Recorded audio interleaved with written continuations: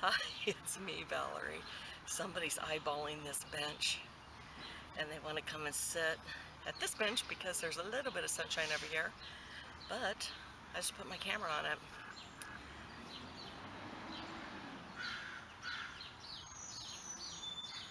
It was so funny. Yesterday I was here in the park, yesterday or the day before, and this dad had a bike and had one of those like little funky, like teardrop shaped things on it, and he had a little boy with ginger hair, and it was so funny.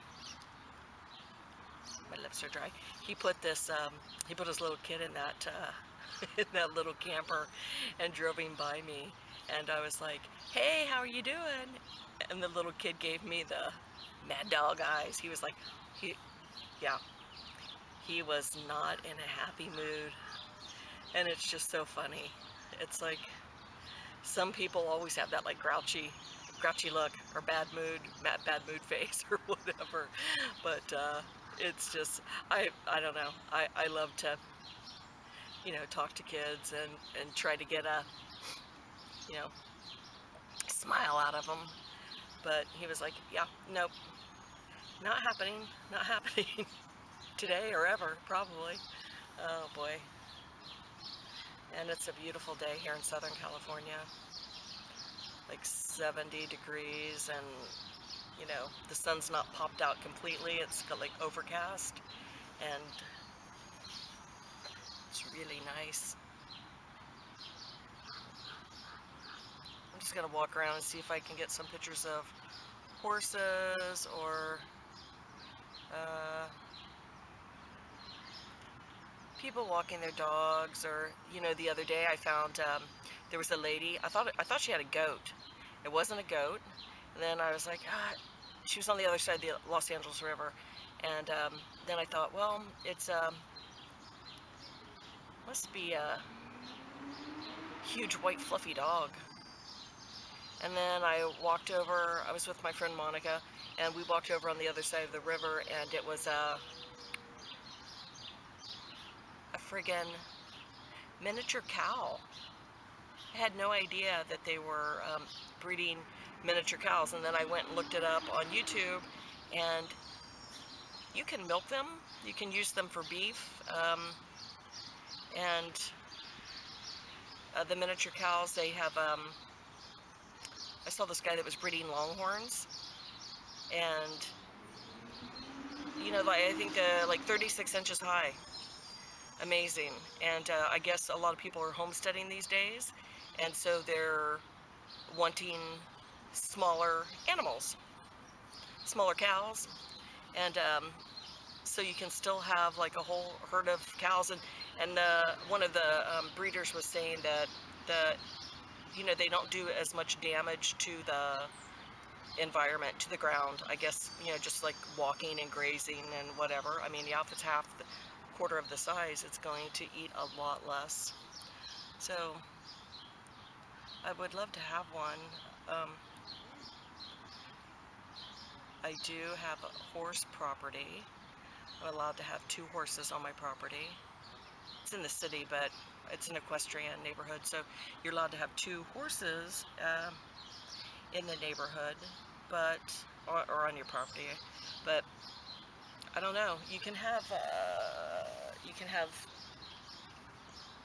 I had to look behind me because you never know, being in a public park, who's coming up on you. But you're allowed to have chickens, you're allowed to have goats, you're allowed to have horses. I know you're not allowed to have pigs.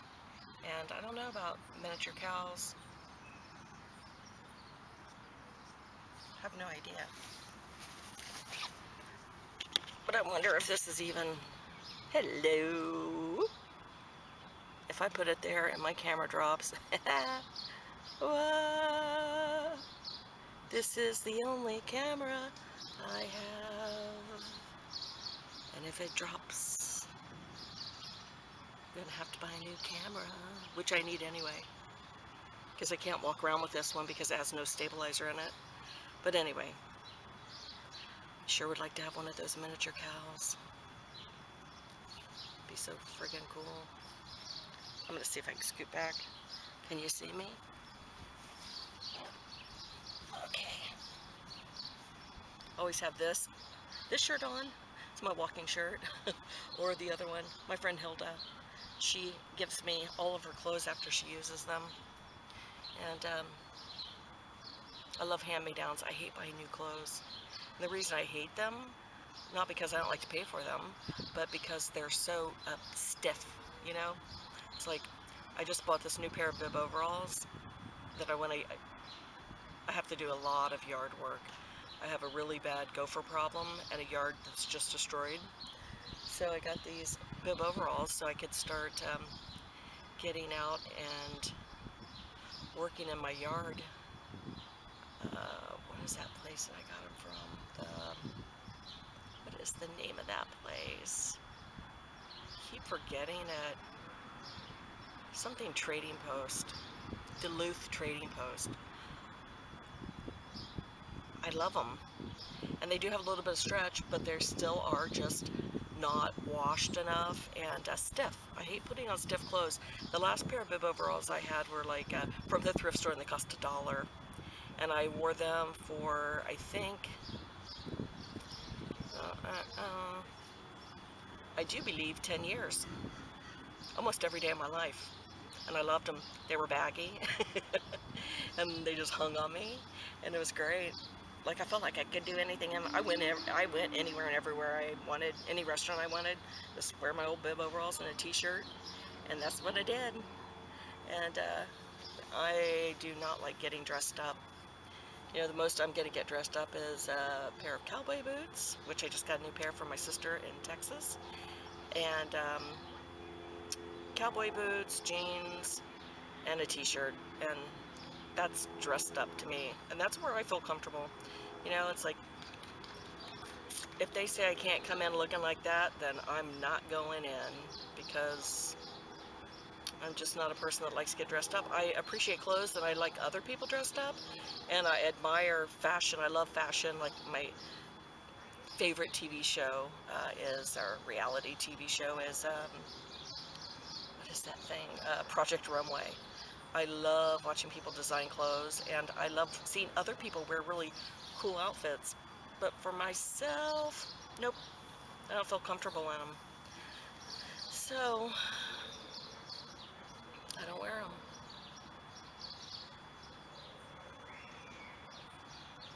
You know, this neighborhood, when I moved into it, it was all senior citizens. I think we had two, like, young teenagers, and now the whole neighborhood has changed. Everybody has lots and lots and lots of people have sold their properties, and all the young people that have moved in, are just having babies left and right. So there's all this, like, a different dynamic in the neighborhood, and you know, with all of the children. I'm at a park, and that way, 1, 2, 3, 4, 5, I can see you know, a dozen kids. And I used to sit at this park, you know, for hours, and it would just be a few adults hanging out. You know, it's amazing how you see things change, especially living in a big city like you know, like Los Angeles. You just see whole neighborhoods. They just turn over their one thing, and then they change into morph into something else, and then you know, sometimes they morph right back into what they morphed out of. So it's just constant change. You know, and at first it really bothered me because I wanted things to stay the way that they were when I came here. 1984, I didn't move here in 1984. I was living in New York City, but I came here. I had a friend who picked me up in Hollywood. I was in Hollywood with a band, and he's like, "Oh, you got to check out this neighborhood," and he brought me over here, and I was like, "Whoa, that is a really cool place." Like, you're right in the city, but you got like a little cubby hole where it's like you're living in the country. You know, it's like with the equestrian and all of the horses around, and people are just real laid back, um, and then just right there on the other side of the hill is Hollywood, a completely different animal. You know, so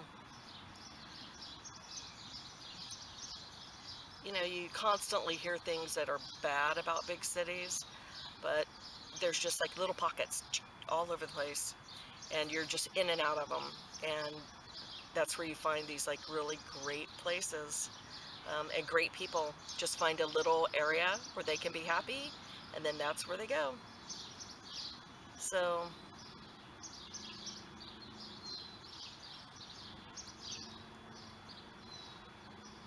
and here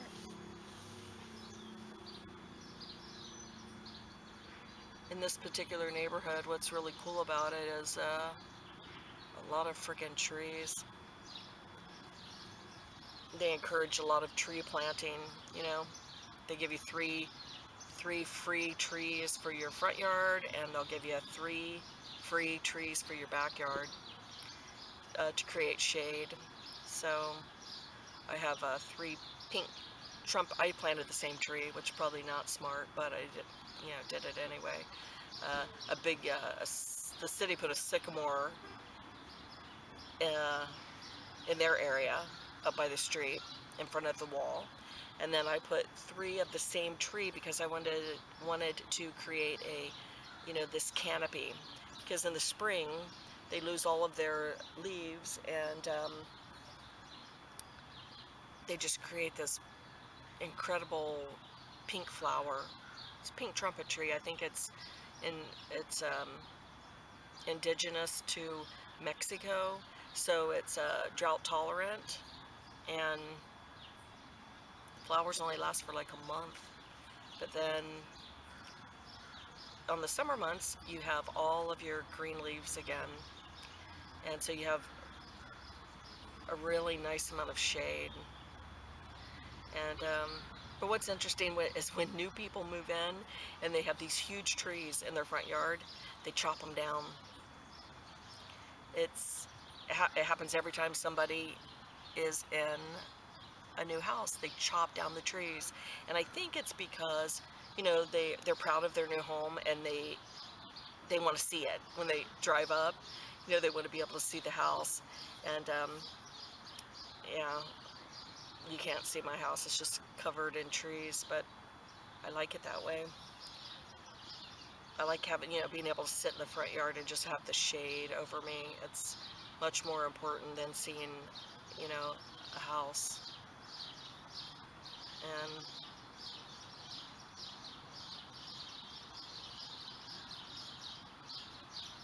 but I do have to get to work on my yard. I don't even know what to do with this gopher situation. Every time I've put new sod down 3 times, and the gophers completely destroyed it.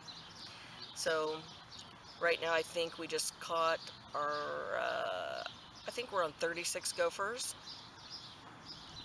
and they will destroy every plant. They will eat plant. People think that you're out of your mind when you tell them that this destruction is caused by gophers. They they think no way, no way did. But watch Caddyshack.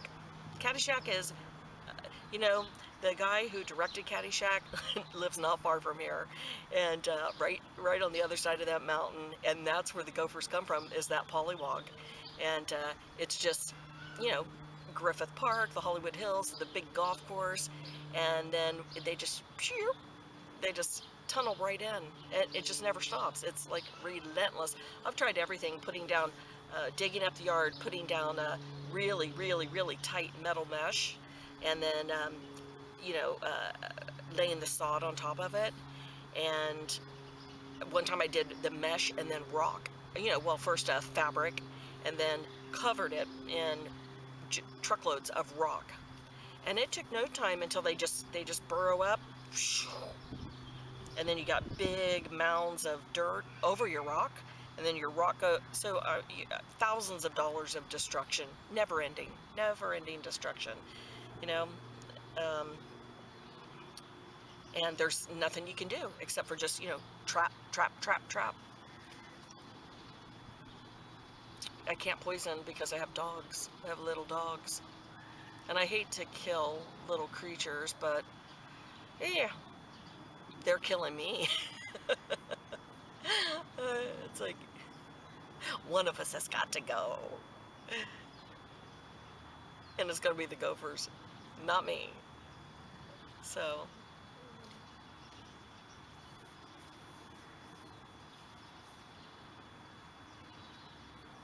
I hope everybody's going to have a great summer.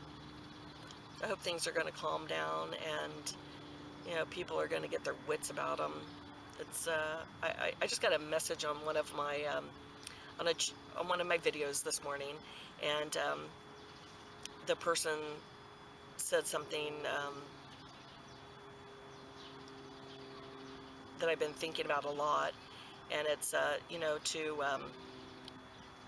be logical and not to be emotional. And